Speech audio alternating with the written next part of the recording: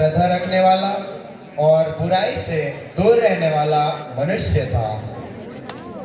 उसके पास 7 पुत्र और 3 पुत्रियां थी।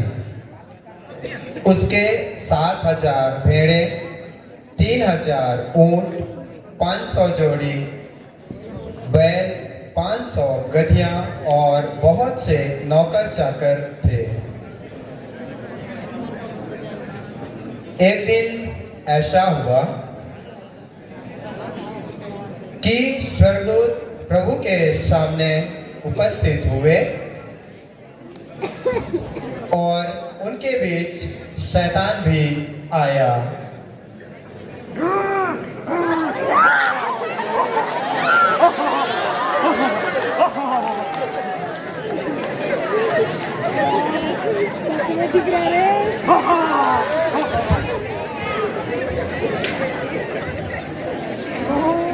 तुम कहाँ से आए हो? मैं पृथ्वी से इधर उधर घूमते घामते हिलते डुलते यहाँ आ गया हूँ। क्या तुमने मेरे सेवक आयु पर ध्यान दिया है? पृथ्वी पर में उसके जैसा कोई नहीं है। वह निर्दोष और निष्कपट है। वह ईश्वर पर श्रद्धा रखता और बुराई से दूर रहता है। हाँ, देखा हूँ। ये वही अय्यूब है ना, जिसको आपने संपत्ति से भर रखा हुआ है। अरे आप उसकी संपत्ति को एक बार लेके तो देखिए, वो आपके मुंह पे आपकी निंदा करेगा।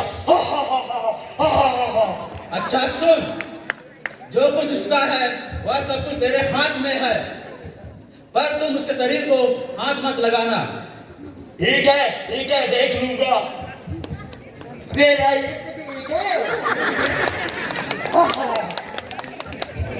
उसके बाद शैतान प्रभु के सामने से चला गया। एक दिन अय्यूब के पुत्र पुत्रियां अपने बड़े भाई के यहाँ खा पी रहे थे। तब एक संदेश वाहक ने आकर अय्यूब से कहने लगा, सभा के लोग वहां पर टूट पड़े, बैलों को ले गए और आपके सेवकों को मार डाले, और मैं अकेला ही फंसा और आपके संदेश सुनाने आया हूं। वह बोल ही रहा था कि कोई दूसरा आकर अय्यूब से कहने लगा, स्वामी, ईश्वर की आकाश से गिरी चरवाहे और भेड़ बकरियां जलकर भस्म हो गए। मैं अकेला ही बचा और आपको यह संदेश सुनाने आया हूँ। वह बोल ही रहा था कि एक और ने आकर कहने लगा, खलदई 3 दल बनाकर ऊंट पर टूट पड़े और उन्हें ले गए, और तेरे सेवकों को उन्होंने तलवार से मार डाला। मैं अकेला ही बच गया हूँ और यह संदेश सुनाने आया हूँ। वह बोल ही रहा था कि एक और आकर अय्यूब से कहने लगा, स्वामी, आपके पुत्र पुत्रियां अपने बड़े भाई के यहाँ खा पी रहे थे। तभी एक जोर की आंधी आई और घर से टकराई की घर आपके पुत्र पुत्रियां पर गिर गया और वे मर गए। मैं अकेला ही बच गया और आपको यह समाचार सुनाने आया हूँ। तब अय्यूब ने अपने वस्त्र फाड़ डाले और भूमि पर गिरकर दंडवत कर कहने लगा, मैं माँ के पेट से नंगा निकला और पृथ्वी के गर्भ पर नंगा ही लौट जाऊंगा। प्रभु ने दिया, प्रभु ने ले लिया, प्रभु का नाम धन्य है। इन सब विपत्तियों के होते हुए भी अय्यूब ने ना तो पाप किया, ना तो ईश्वर की निंदा की। एक दिन फिर ऐसा हुआ कि प्रभु स्वर्गदूत प्रभु के सामने उपस्थित हुए और उनके बीच शैतान भी आया।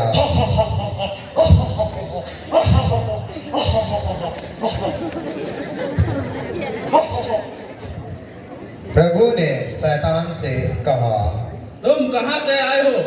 मैं बसान का गोरबा से होते हुए यहाँ आया हूँ। क्या तुमने मेरे सेवक आयु पर ध्यान दिया है? पृथ्वी भर में उसके जैसा कोई नहीं है। वह निर्दोष और निष्कपट है। वह ईश्वर पर श्रद्धा रखता और बुराई से दूर रहता है। तुमने बिना किसी कारण के उसके तबाही के लिए मुझे उकसाया, फिर भी वह पहले की तरह निर्दोष है। चमड़ी के बदले चमड़ी, प्राण के बदले मनुष्य अपना सब कुछ दे देता है। आप उसके शरीर पर एक बार प्रहार तो कीजिए, वह निश्चय ही आपके मुंह पे आपकी चिंता करेगा। अच्छा सुन, मैं उसको तुम्हारे हवाले करता हूँ, लेकिन तुम उसको जीवित रखना। ठीक है, देख लूंगा। अय्यूब तू तो गया। इसके बाद शैतान प्रभु के सामने से चला गया और उसने अय्यूब को सिर से पैर तक दर्दनाक फोड़ों से भर दिया। अय्यूब राख पर बैठकर ठीकरे से फोड़े साफ करने लगा। तब उसकी पत्नी ने आकर उससे कहा,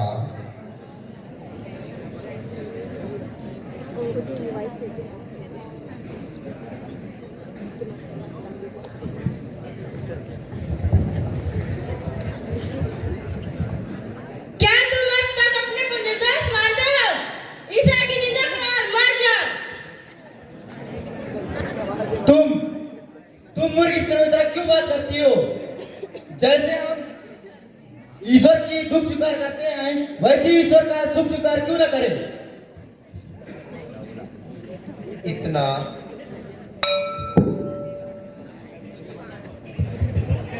इतना होने पर भी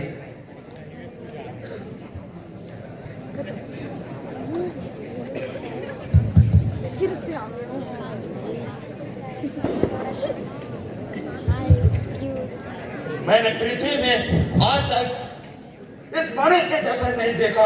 कितना ईश्वर पर श्रद्धा रखता है, ऐसा कौन हो सकता है यार? मेरी सारी कोशिशें विफल हो गई। मेरा बेइज्जती है, शैतान को रुला दिया।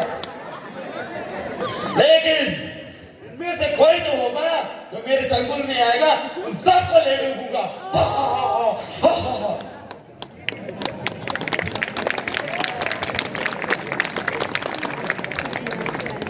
इन सब विपत्तियों के बाद भी ईश्वर ने अय्यूब को फिर से पहले की तरह संपन्न और पहले की संपत्ति से दोगुनी संपत्ति से उसे भर दिया।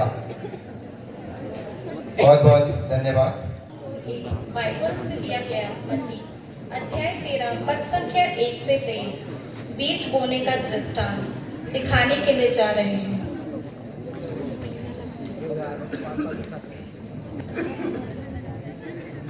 आज का दिन कितना खास है। देखो कितने लोग यीशु की बातें सुनने के लिए इकट्ठा हुए हैं। इतनी भीड़ है कि यीशु को किनारे पर जगह न मिलने के कारण यीशु नाव पर चढ़कर बैठ गए और अब वह उन्हें एक दृष्टांत द्वारा शिक्षा देने वाले हैं।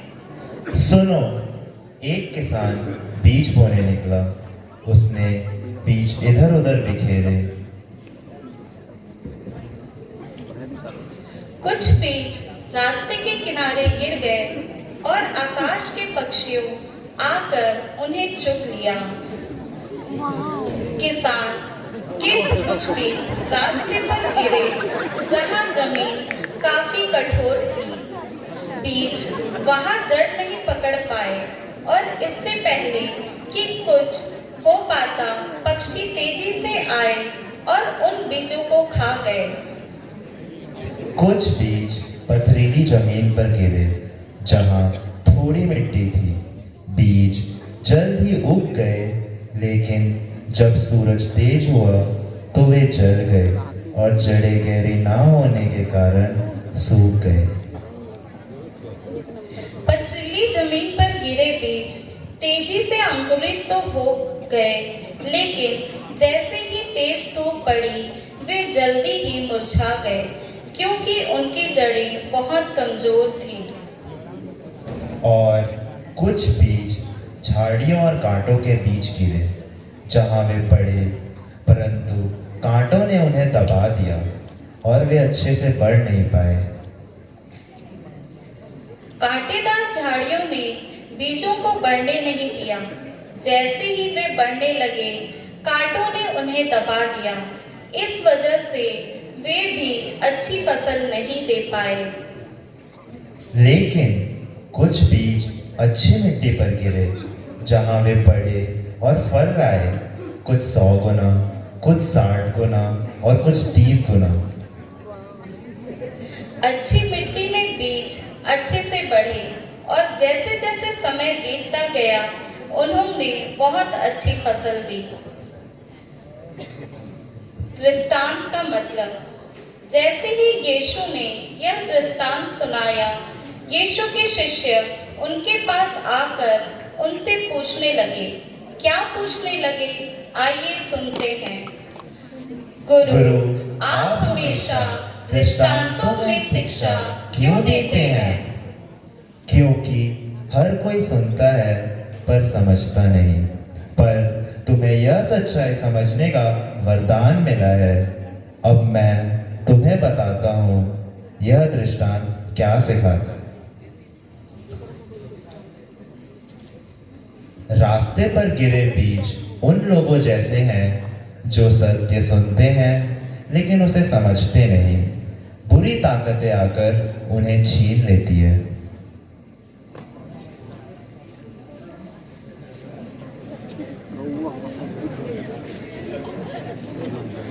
पथरीली जमीन पर गिरे बीज उन लोगों जैसे हैं जो सत्य सुनते हैं और खुश हो जाते हैं, लेकिन उनके पास जड़ें नहीं होती।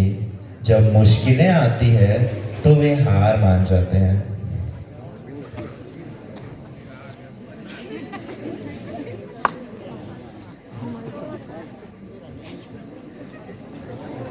झाड़ियों और कांटों के बीच गिरे बीज उन लोगों जैसे हैं जो सत्य सुनते हैं लेकिन दुनिया की चिंताओं और दौलत के पीछे फंसकर सत्य को भूल जाते हैं।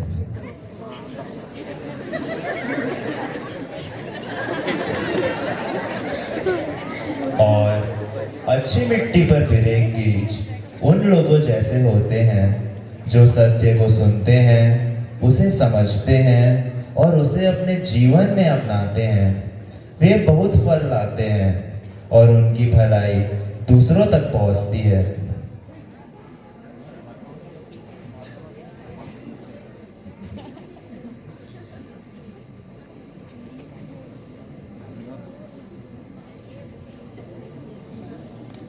तुम्हारे पास कान है इसलिए सुनो, तुम्हारे पास जीवन की सच्चाई है। अब तुम क्या बनोगे? क्या तुम वो बनोगे जो सत्य को अपनाकर अपने जीवन में अच्छी फसल लाएगा? यही है बीज बोने वालों का दृष्टांत। जिसके कान है वो सुन ले, क्योंकि जिसके पास है उसी को और दिया जाएगा और उसके पास बहुत हो जाएगा, लेकिन जिसके पास नहीं है उससे वह भी ले लिया जाएगा जो उसके पास है। सत्य का बीज हर किसी के पास आता है, लेकिन यह हम पर निर्भर है कि हम उसे कैसे बढ़ने देते हैं। धन्यवाद।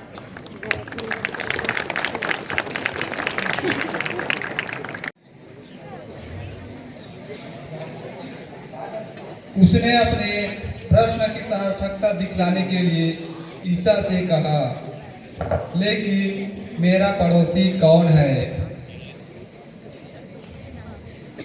ईसा ने उसे उत्तर दिया,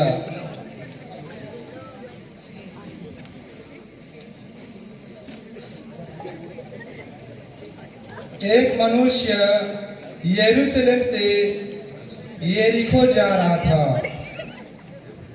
अरे सब चीज तो घूम लिया, चलते हैं कहीं और घूमने। मस्त एरिया है यार, चलो चलो चलो चलो चलो चलो चलो। अरे इतनी अच्छी सीन, वाओ ब्यूटीफुल। और वह डाकू के हाथों पड़ गया। अरे यार, लगता है आज तो कोई हाथ में आने वाला है। कुछ माल मिल ही जाएगा। चलो अटैक करते हैं उस पर। अरे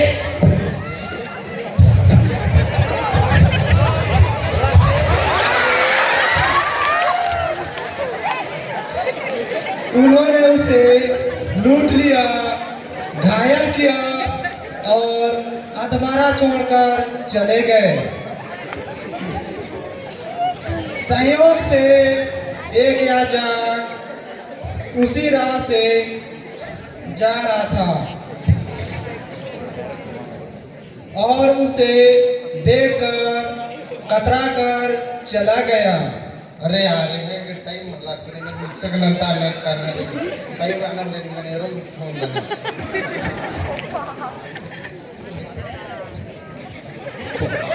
इसी प्रकार वहां एक लेवी आया और उसे देखकर वह भी कतरा कर चला गया। अरे आज मैं किसको मुंह दिखाऊंगा? अरे मुझे बच्चों को पढ़ाने में लेट होगा, मैं चलता हूँ। इसके बाद वहां एक शमारी यात्री आया और उसे देखकर अरे अरे एला कोन मार दी तरस आया। एला तो अब घर लेके जा पर ही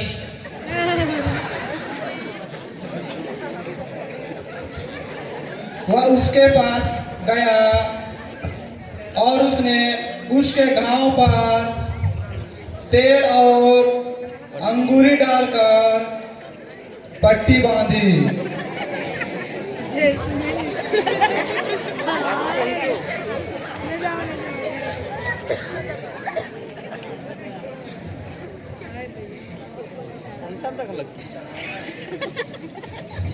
तब वह उसे अपनी सवारी पर बैठाकर एक शराय ले गया।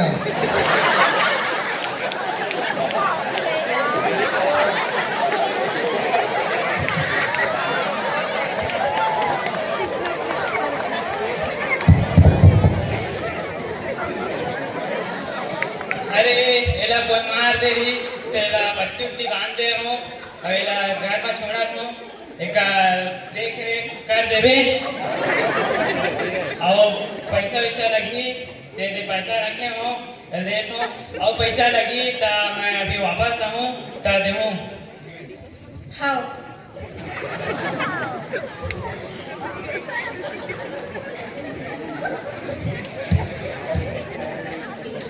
तुम्हारी राय में उन तीनों में कौन डाकू के हाथों पड़े? उस मनुष्य का पड़ोसी निकला। उसने उत्तर दिया, वही जिसने उस पर दया की। ईशा बोले, जाओ तुम भी ऐसा करो।